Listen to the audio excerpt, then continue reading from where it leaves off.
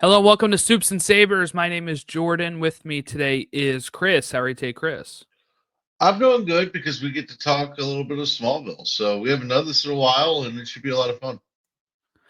Yeah, Chris finished seasons 9 and 10. The last one we did was season 8 during, I think, Creature Commando sometime around the new year. When I was on vacation, that we released that one. So about 2 months later, getting around to season 9, talking about this season here, which was notable for, I think most people know it because of the black trench coat.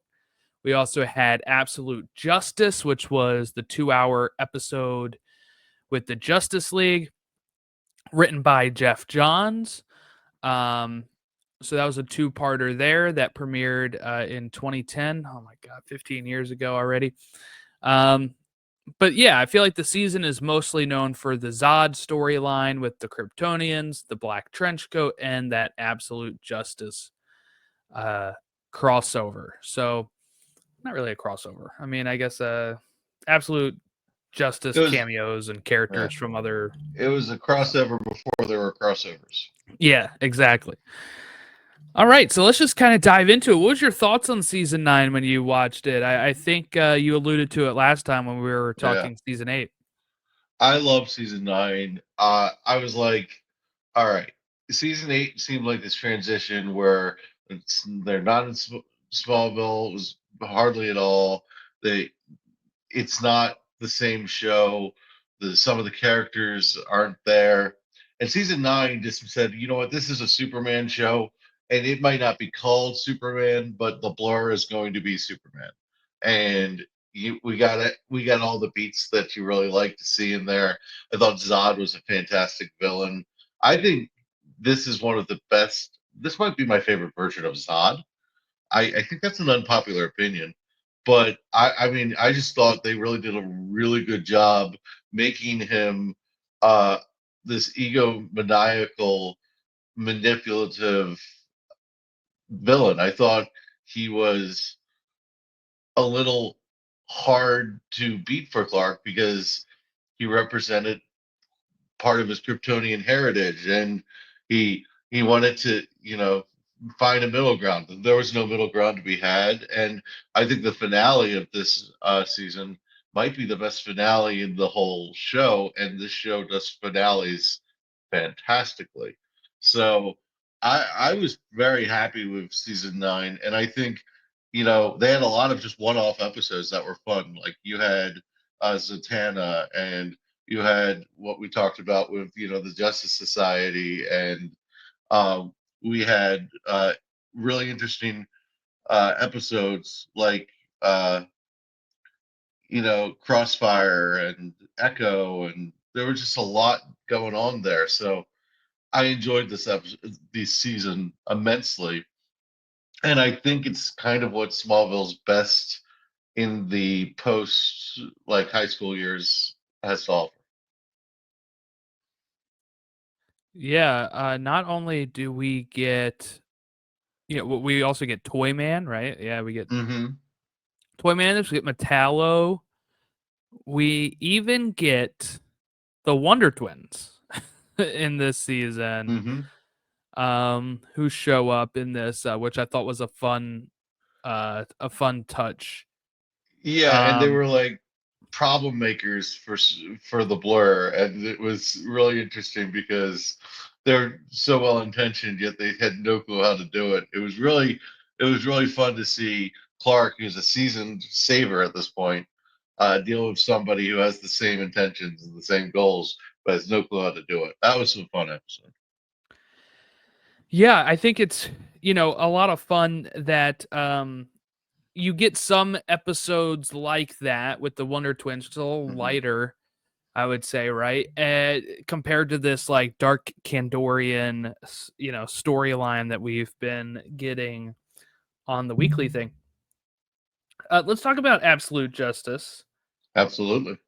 So Jeff Johns wrote this. He also wrote the Stargirl show, and I think it's funny that this kind of starts out very similar with Sylvester Pemberton being killed by Icicle. That's how both of them start. He wrote both of them. It's a very Jeff Johns just doing what he does. I actually recommend, if people want like a really good interview with Jeff Johns about this episode, he appeared on Always Hold On to Smallville, Jeff Johns, to talk about absolute justice. So I definitely recommend people checking that out. Zach over on Always Hold On to Smallville, um, is a really great guy, and he was lucky enough to be able to talk to Jeff Johns about that episode. I listened to it while I was still not caught up on the podcast. I skipped ahead to that one because it's one of my favorite episodes, and because of Jeff Johns jumping on. So, uh, thought that was cool. I also realized there is a connection with Jeff Johns and Kevin Feige, I believe. It keeps popping up in my MCU book I'm reading. Like they knew each other. That's Before they Marvel started working. DC. Like, goodness, wow.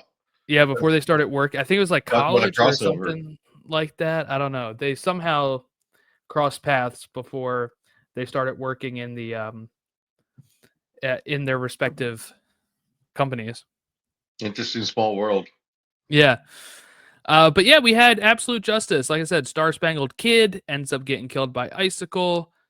So Chloe and Clark begin investigating that murder, and they find out Sylvester was part of a group called the Justice Society of America, which was led by Carter Hall, who went by Hawkman. So we get Carter Hall a few times in this show as well. And they also learn that Carter Hall and the JSA have been monitoring Clark and his superhero friends. This is right off. I'm reading this right off Wikipedia. They get introduced to Dr. Fate, who informs Clark that he will lead a new generation of superheroes. Then Icicle kills Wesley Dodds, which was Sandman. Hawkman and Sylvester apprentice Stargirl decides to set a trap for Icicle. We also get Green Arrow, of course, because Justin Hartley is in the show full time. He kind of gets wrapped up in this. We get John Jones returning for the first time in a bit. And we just have all of these people teaming up here. We get Amanda Waller in this, right? Because she's leading Checkmate. Lois gets a package from them, which has her discover the JSA. But yeah, just a fully stacked JSA here that we get. We've talked about it before when we talked about Justice, right? How this was like the biggest thing you could have in these early 2000s when we're talking about TV, and especially DC, right? This is before the Arrowverse. This is before we get some of these characters meeting together at all. And this was like the next step of that here with Absolute Justice and exploring some of these JSA characters and kind of showing Clark that he is not going to be the first one. Okay, so give me your thoughts on that. And I actually have a really cool connection with the Superman movie coming out, I guess. But go ahead and give me your thoughts on JSA. Well, now I kind of want to hear that, but I will say about this episode that I thought when I saw this episode, I was like, wait, are they really doing this? Because I had kind of known that we had Hawkman in there. It's an old show. There's stuff that was spoiled for me a little bit, but I didn't know how they were going to do all the taping it together, and I thought it was so well done. I love the Dr. Fate helmet every time it was used in the show. One of my favorite things about the show. I mean, that's a real bold thing that they did for being, a CW show that started on the WB. I was very impressed with all the character designs. I really thought that Hawkman had a really good balance to him, where he was kind of a gruff and tough mentor figure almost, but he was also kind of like an adversary, and he's also like really loyal and good to Clark. And it was just a really good balance of character. And I thought for as little as you got of him, you got a lot out of him. And I think that might be my favorite Hawkman at this point. So to say that there's something for the Justice Society, that might be my favorite version in a show like Smallville, is pretty impressive. And I thought the story really took over, and it was you captivating. You're like glued to the TV. It was. I was glad it was a two-parter. I'm glad it wasn't just thrown away and rushed into one thing. And I love how they discovered the history of the JSA, because I think that's really where DC really does well. The JSA uh, is probably the most interesting team that gets fleshed out in television. I don't think it's ever going to get fleshed out in the movies. Maybe with James Gunn it will, but it always seems to get fleshed out in television. You saw it in Stargirl. You've seen bits of it in the Arrowverse and Legends and all that stuff. So I really like the JSA. Really big fan of it, and yeah, those images. Look at if you guys are watching it on the video side, that Doctor Fate helmet is just so good. I mean, that's as good of a Doctor Fate as you're going to get on TV. Yeah. And Stargirl, uh, that's a pretty that's a pretty good Stargirl. I don't love the mask, but other than that, like I think it's near perfect. It's a pretty good start for Stargirl, right? Like I Yeah, think they perfect it with the actual show that they yeah, do later, but like yeah, this is like you yeah, and understand who she is. they probably put a lot more thought to it for a Stargirl show than an episode of Smallville. Right, right. I think this kind of laid the groundwork for it. It's a really cool character design. I think we talked about it before, but it's got a Captain America kind of look to it, and Mhm. it really goes. I think the actress has a very interesting voice too. Um, it's distinct. But I love this, and when you get to the the big room with the table and the picture, it's all dusty, and it hasn't been used, and the it feels like you're waking up a beast, and that's what the JSA in modern day should feel like. Yeah, this was, you know, one of my introductions to Doctor Fate, I would say, right? Like I watched this not when it aired, but the next year. 2011 after Smallville ended is when I I don't know if I guess I talked about it on here before, but I had watched the show mainly through ABC Family. It would be on at like like 7 o'clock, right? 6 o'clock, something like that, every night on syndication for a bit. And that was probably starting around season 5 or so. And then like I remember watching some of those live. Um and then kind of falling off of it probably once I would say once ABC Family probably moved it from the 6 or 7 o'clock spot that they had, it became harder. I didn't have a DVR for quite a few years after they started becoming more household appliances. So for a while, it was like, okay, you would either have to set up the tape itself, and then I started getting like a job, and it was tougher to catch up on that type of stuff. And eventually, after I heard it ended, and I heard people complaining about the ending or whatever, I went ahead and decided to catch up. And when I caught up, um, I went through. I bought the DVDs. Like this was back when DVDs were really, really accessible to find in places. I remember buying it through Amazon for some of them, and for some of them, it would be through like Best Buy. Going to Best Buy and being able to just go to the DVD section, find it, and end up going home that night with it after I finish a season of it. Like, all right. I remember one time my here's the cool painting that they have in the show as well. Um, I remember one time I was with my sister and her husband at the time, and they were going to like a Best Buy in Hunt Valley, which was further than the usual Best Buy I went to. And I knew I looked up online, it said they had one in stock or something. And I was like, hey, Mm. I actually just finished like season 1. They have season 2 in stock. Can we go? Like, can I hitch a ride with you? So I went with them by season 2, and I went through it in about, I might be able to find, I think it was like a couple weeks that I blew through the show after it ended. Like, where pretty much all I did was sit there and watch Smallville. Yeah, I had the And binging version of that. I get it. yeah, and some of the episodes I of course remembered from when I was watching them on TV.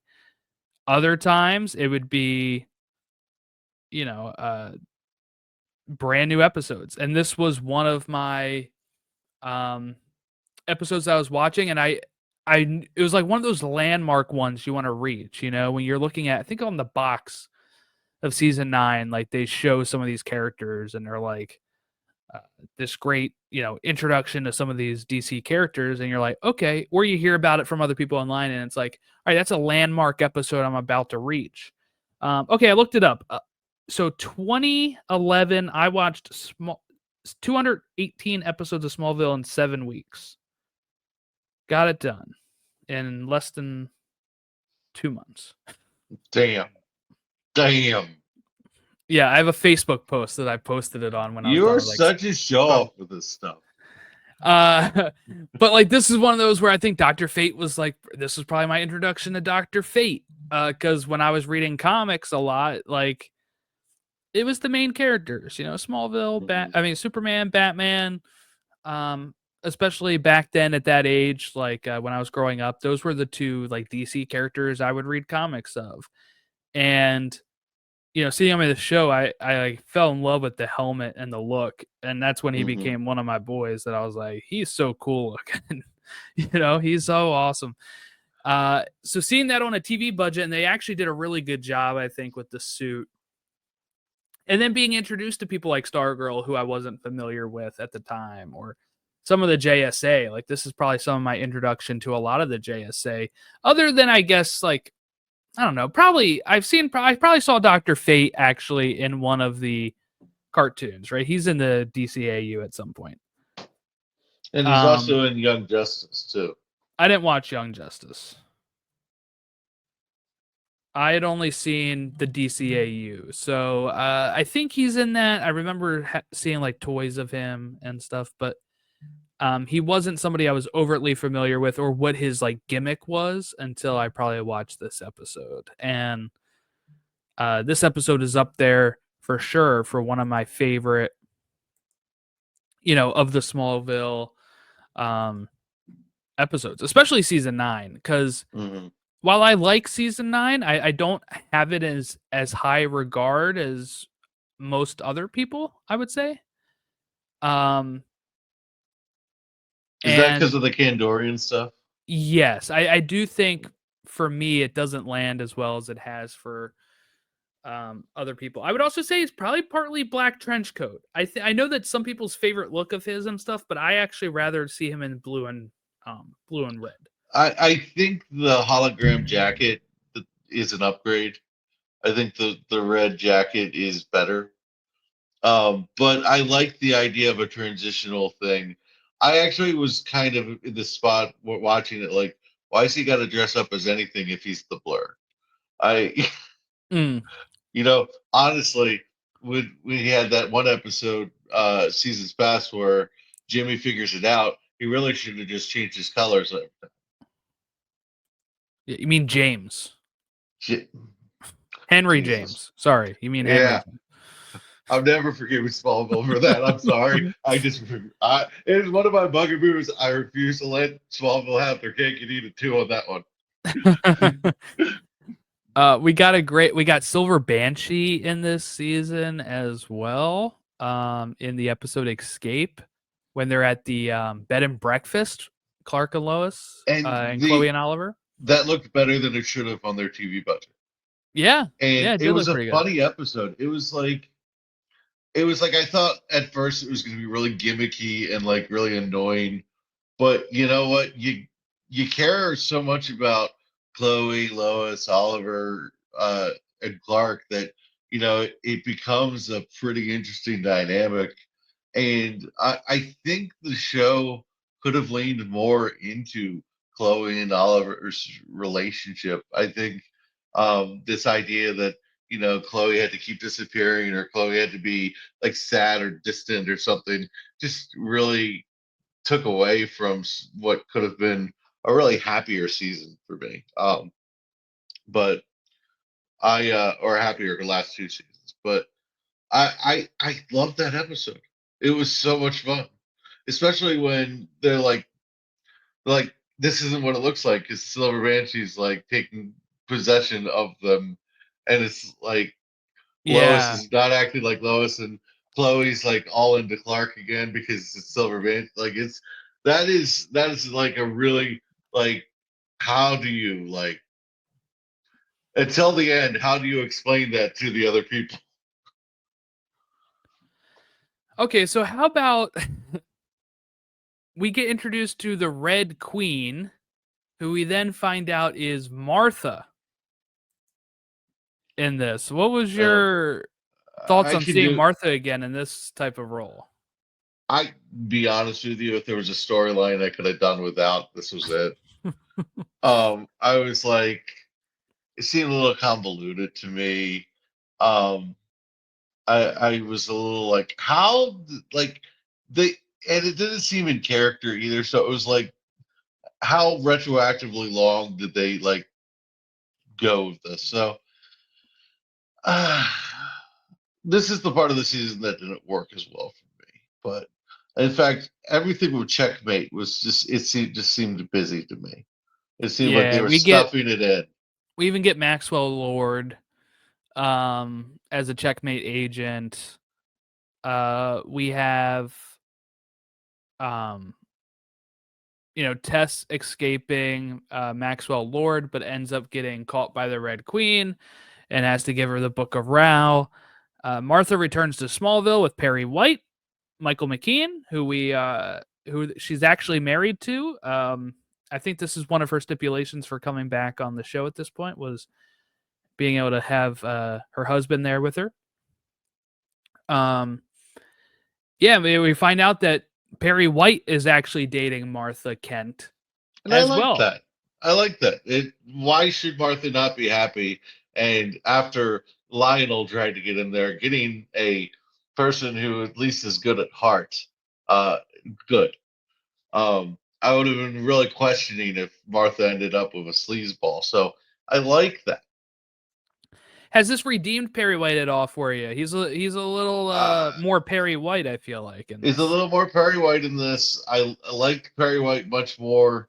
I did not like the really drunken, stupefied Perry White that had to like prove himself. Perry White, not Mm-hmm. my thing.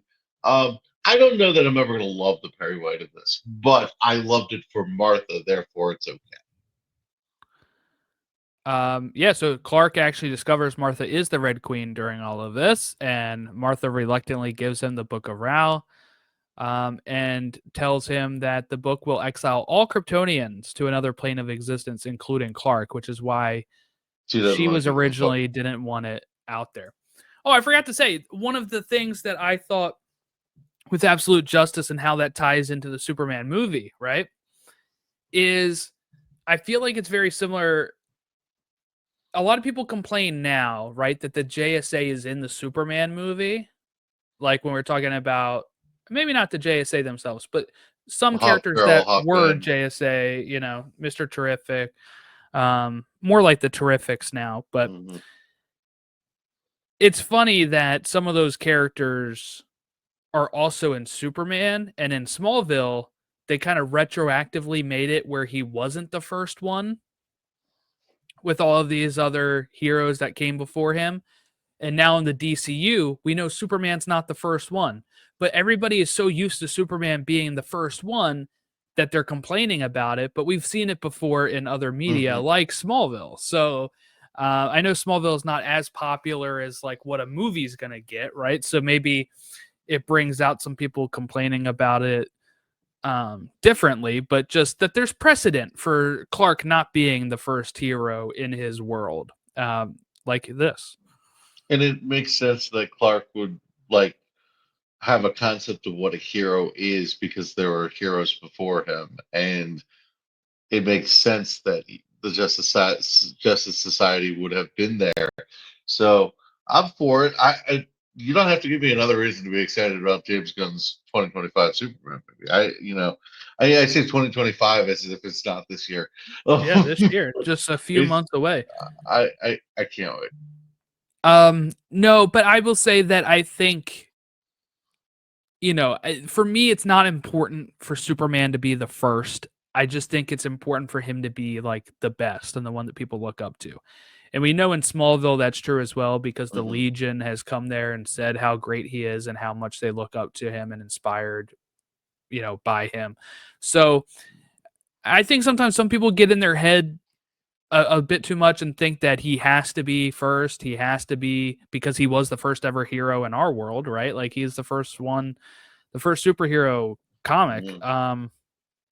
That people kind of latch onto that. But even in the comics, they've kind of retroactively changed that. There was a time where he was part of the JSA, and then they've kind of, I think it was after Crisis, where they kind of fixed some of that so that way he wasn't part of that JSA. Because Mhm. Batman, Wonder Woman, and him were actually all part of the JSA at one point, and they kind of retroactively changed that. Well, you But the had to get JSA some. still says, Yeah. the JSA still is now older, so even in the comics, he's more of a like not the first anymore. But yeah, it's just kind of something that I think some people kind of hold on to that it's okay to let go of sometimes. Yeah, and it's actually one of my favorite things about Clark in Smallville is that the Legion tells him he's going to be this great hero. Dr. Fate says this is, you have this great destiny. And at no point does that change him. And it actually makes him feel more of a weight and a responsibility. And he's worried he's not going to do it right. And which humanizes him even more when he's this great hero. So it's the perfect balance of him as a person. That is why I love this Clark Kent so much. I think Tom Welling is likable because his character always wants to do the right thing, and that's like the staple of Superman. So I think the JSA storyline really brings that out. No, I agree. Let's see, anything else about that? We get, Clark getting stabbed with the blue kryptonite dagger, right? Um Intentionally stabbing himself and falling off the roof of a building while Zod is forced to, ascend with the others off Earth due to the book of Ra and all that. So you get that, and that's where like Lois comes and she discovers here, right? That this is who he is. I think it's in this finale, right? And then because then she ends up like being with him until like the sun, like she's able to get the dagger out of him, and the sun heals him, and then she runs Right, away before he realizes that she knows. So right, that and kind of then kicks off season 10 with a little bit of they I dragged it out. know and you don't Yeah. know. Oh, what was it that Egyptian episode in season 10 when they finally said, "Okay, we can let them know that she knows." ISIS, Yeah, I think that was yeah. a Um, greatly named yeah. episode. I, yeah, the ISIS Foundation. That is the worst aged thing I can think of on a superhero show. It's also the name of fun fact, Archer. Selena's cat on Batman the Animated Series. Oh yeah. It's also was the agency that they worked at in Archer until they had to rename it after the whole ISIS stuff was going on. I mean, Um, yeah, words take different meanings throughout generations. yeah, yeah. Uh, it's a shame too because it was, ISIS in season 10 is about like the Egyptian goddess, not, and that's Right. also why Selena calls her cat Isis, but now it's kind of been co-opted a little differently. But yeah, so we had the JSA, we had Metallo, we had Amanda Waller, we had the Wonder Twins, we What had did you think of Carrie Metallo? I Fisher. thought that was so cool. Oh yeah, I think they did him very well. I kind of forgot he was in it until I was when my wife and I did our rewatch in 4 years ago already, 2021, and we got to that got to this season, and I saw him. I was like, oh yeah, they do the whole Metallo thing, and they actually have it. Like he looks, pretty legit. I couldn't. This is another example of I couldn't believe they got this done on TV. It's funny how every character that's a bad guy, like that isn't a huge bad guy, looks better than Doomsday did. It's hilarious. Um, it's like, Well, yeah, Doomsday's tough. I feel like Doomsday's really tough to do on a TV budget until Superman and Lois did it. But um, so I guess we'll kind of start wrapping it up. But what I want to say about this season and kind of the whole back half of Smallville, when they kind of leave Smallville and start doing Metropolis, and it kind of becomes just small Superman and you know, without being named Superman. yeah. Some people don't like these seasons, but I have a very fond memory of these seasons, and I do think there's some really good stuff in here because I like some of these interpretations of these characters. Do they do them the same way as the comics? No, it was a TV show on a low budget. They were able to, and when I mean low budget, I mean lower than like a movie budget. Obviously, this is probably a higher budget show than like a sitcom or something. But you know, being able to do Metallo, being able to do, even attempt Doomsday like they did, doing Dark Side in season 10, which we'll talk about next time. I actually like. I know some people get upset about the whole. They kind of do the same thing with Gotham, right? This is a little bit more defensible, I think, than Gotham, with because he's actually fighting these villains, unlike Batman, where it's more like in Gotham, Jim Gordon's taking down a lot of those guys. Um, in this show, like, yes, he's fought most of his a pretty good amount of his villains before we get to the him actually being Superman, but I'm fine with that. Like I it's a different universe, it's a different take. I It was the best we could have at this point. And seriously, growing up with this show, we didn't have good Superman content through most of my life, right? Like And I yeah. grew up watching Lois and Clark and I enjoyed that. Um I Then what? There's no movie until Superman Returns, which was fine. It wasn't like amazing. It wasn't what it could be. And then you have Hmm.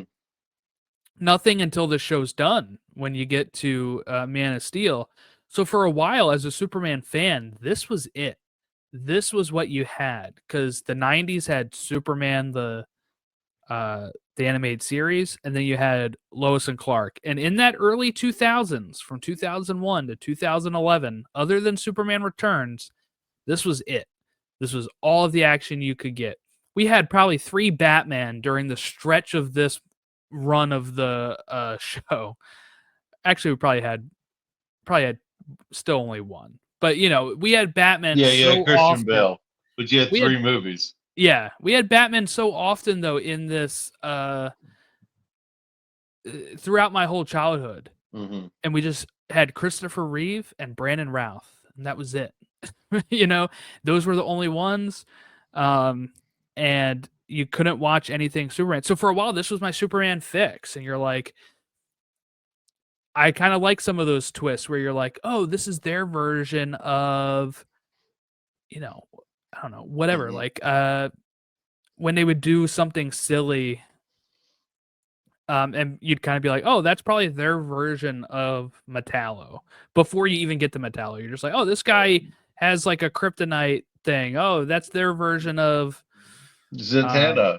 Zatanna. Yeah. Yeah, and that episode where the boy becomes the superhero and he's got the majority, it was like a little Shazam kind of a thing almost. And Hmm. that was a fun episode. Um, and I think when you're talking about Smallville and the villain problem, I think it was a necessity, and I also think so many people knows these characters because they saw it in Smallville. I think this opened the door to so many characters, and nothing's fleshed out Superman's world more than this show, to this date. Now, I think that right now is the best time to be a Superman fan because you got Smallville available anytime you want streaming. You just had Superman and Lois. You got a movie coming out in 2025. World's Finest and the Superman run. Pretty good stuff right now. My Adventures So with Superman. My Adventures with Superman. And that's fun too. I think this is the best time to be a Superman fan, but Smallville really held down the fort for a very long time. And I'm glad you talked about it like that because you know, I never I never really was a huge Superman fan growing up. I loved Batman and I got into Superman as I got older. I kind of did the reverse. Like normally you get into Superman, he's the granddaddy of them all. But I was such a Batman guy, I didn't really care about Superman. And once Superman became interesting to me and I got it, I was like, oh, it's so that's why I say anytime someone says Superman is boring, I'm like, you interacted enough with the character because there's so much there. But Superman and Lois really just like opened up my eyes. And reading comics opened up my eyes too. So like I had read some Superman comics before Superman and Lois, and I was like, okay, this is pretty cool. So I, I'm glad you talked about that because I feel like the show held down the fort and is the reason why Superman still has relevancy. Because it sure as hell wasn't for the box office.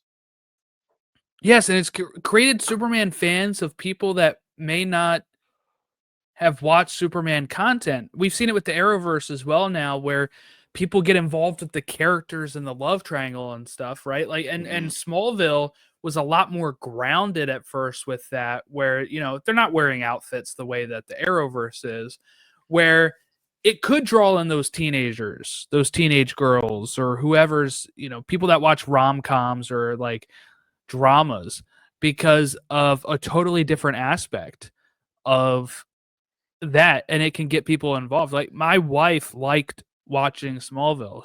I put it on in 2021 for the pilot just to see, like, I was in the mood for it. I turned it on, and I can notice she starts looking up more from her computer watching it, and then eventually she would start asking, like, can we watch Smallville? And then we went through the whole 10 seasons over the course of 2021, and she really enjoyed it, and she wanted to start it over again. She You're wants to like, go can through we? the Yeah, sure. she wants to go through the Arrowverse, stuff like that. So, um, and she'll watch like the Marvel films. She'll watch some of the like. She went to see Man of Steel with me the first year we were dating and stuff, but she doesn't like she won't go out of her way to see this stuff, right? Like, Yeah. but Smallville, she liked watching because there was stuff there for her to enjoy as well. And like you said, it held the fort down for such a long time while people were starving for content. And without it, we don't have the Arrowverse and all of those shows that we end up getting from that. You don't have this podcast without it because Superman and Lois would have never happened. Yes, And exactly. the Arrowverse was such a big part of my fandom.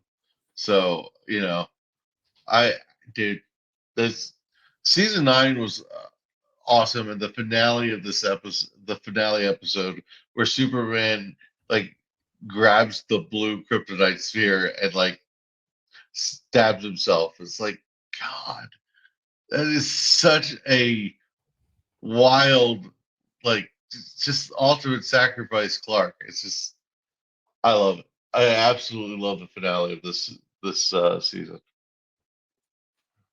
Alrighty. Well, we'll wrap it up there. We're going to talk about season 10 on the next one of these. So make sure that you keep an eye out for that. We'll try to get to it a lot sooner than we did this one, but I'll be really curious. I know we've talked offline a bit about season 10, but I'll be more curious on this type of like back and forth with the podcast and in person of what your thoughts are on the finale as a whole and I think season the 10. finale is going to take up a long portion of that. As it should. As it should. Yeah, it's a finale. We'll put it that way.